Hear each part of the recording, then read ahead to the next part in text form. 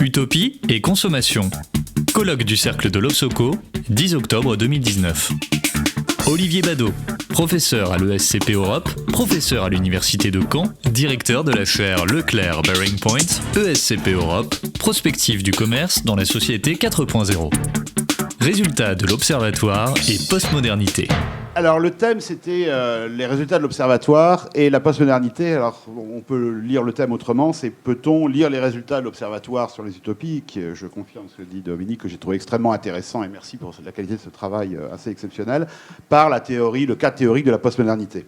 Alors pourquoi ce thème ? D'abord parce que on a toujours eu un intérêt pour le paradigme postmoderne, au sens élargi du terme, je vais y revenir sur le contenu, depuis les années 80, Toffler, le Power Shift, Drucker, les New Realities, Agamben, la communauté qui vient, évidemment le couple, Maffezoli, Lipovetsky en France, Méchonic, modernité, merdonité, Bauman, et puis un auteur qui n'est pas sociologue, etc., mais qui finalement écrit dès 1970, je vais faire un petit test dans la salle, il n'y a rien à gagner. Charles Leclerc ne peut pas être présent partout, mais voir un auteur qui, dès les années 70, écrit un ouvrage très anti-moderne à propos justement des hypermarchés. C'est exactement l'antithèse de ce que vient de présenter Vincent sur Houellebecq, et qui s'appelle Les Géants. Est-ce que quelqu'un a lu cet ouvrage ? 1970, Les Géants, une critique anti-moderne, romancée, poétique, voire onirique de l'hypermarché. Personne ? Le Clésio. Et je vous invite à le lire, c'est dans la collection L'Imaginaire chez Seuil.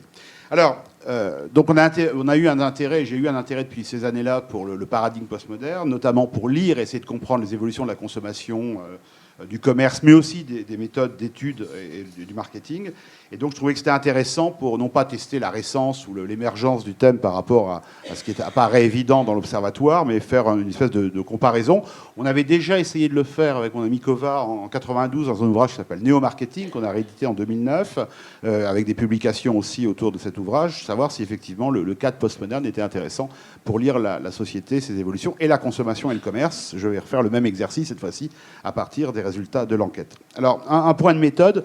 Moi, je ne suis pas postmoderniste, je suis plutôt postmodernologue, c'est-à-dire c'est une analyse de ce cas théorique. Et je suis assez d'accord avec ce que dit mon collègue et ami le professeur Bray à l'IA de Caen. Le cadre postmoderne, il est scientifiquement réfutable, scandaleux, inadmissible, il est totalisant, il est peu prouvé, il n'est pas testé, etc. Mais néanmoins, dit-il, il est sacrément juste. Je cite le professeur Bray, il a fait ses preuves pour montrer quand même, en tant que modèle prédictif, ces dernières années sur un certain nombre de phénomènes qui sont passés dans la société.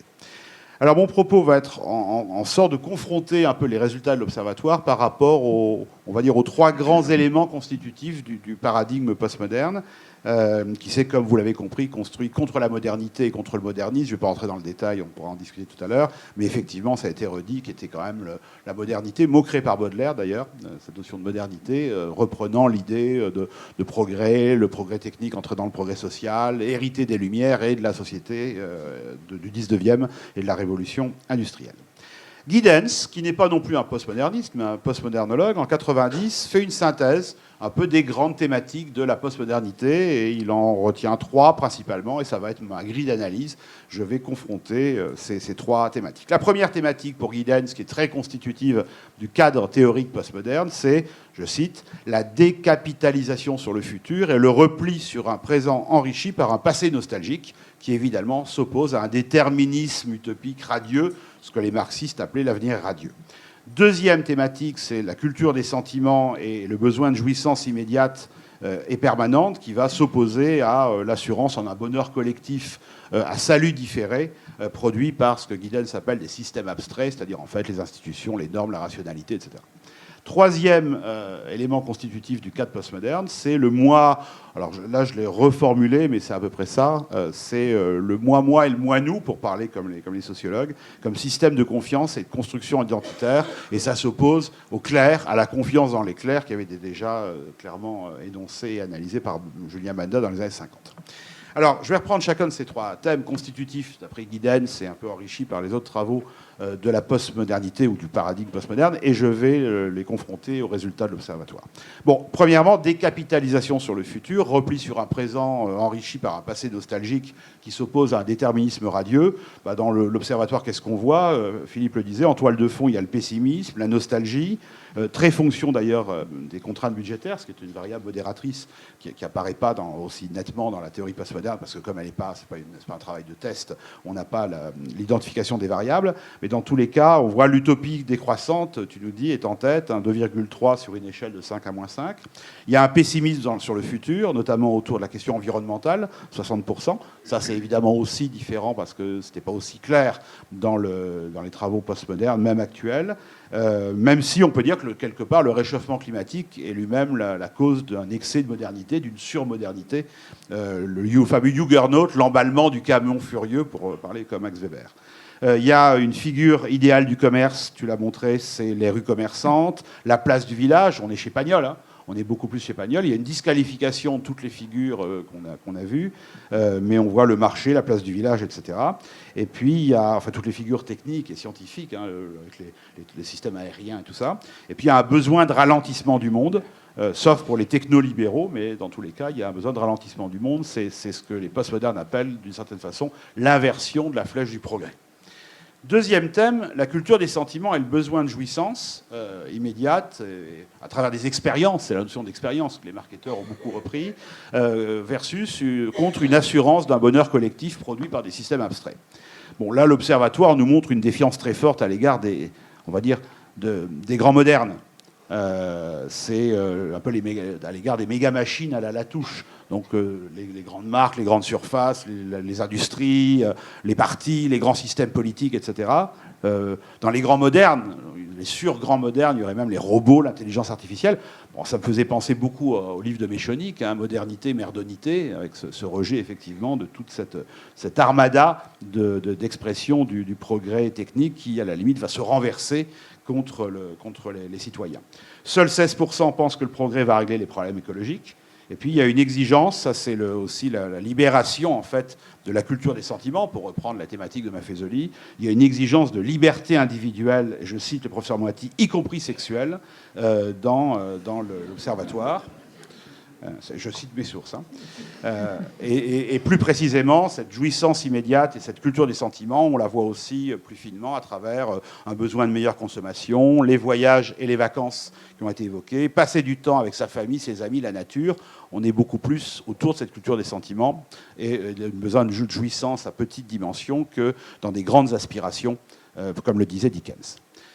Troisième thème, le moi-moi, le moi-nous, c'est-à-dire un centrage sur le moi, enrichi éventuellement de ses propres communautés, comme système de confiance et de construction identitaire, plutôt que la confiance dans l'éclair ou la confiance dans des imaginaires et des représentations collectives. Là, on est clairement dans l'Observatoire, on est clairement dans une expression du power shift de Toffler ou de Schumacher, le small is beautiful, le faire soi-même, le désir de reprendre la main, je cite l'Observatoire, les résultats, les relents sécuritaires et identitaires avec un ancrage sur des dimensionnements identitaires plus locaux, au maximum à la limite nationaux, mais dans tous les cas fortement endotiques, c'est pour reprendre le terme de Pérec qu'on avait utilisé en son temps avec Banarkova. Il y a une envie d'égalité qui s'oppose à la verticalité, la hiérarchie, les asymétries statutaires, et puis de façon plus technique, plus précise, ça n'a pas été montré aujourd'hui, mais on l'avait vu dans l'enquête, une envie de référendum populaire, de participation directe, d'une certaine façon remettant en cause la démocratie représentative, qui est considérée comme une confiscation de la démocratie directe, qui avait déjà d'ailleurs en son temps été montrée par le professeur Daniel Gaxi de Paris 1 dans un ouvrage qui s'appelle Le sens caché au sens pouvoir censitaire, en montrant finalement les perversions du système démocratique représentatif. On est très proche de Benda, la trahison des clercs, et puis en termes de consommation, c'est la consommation collaborative.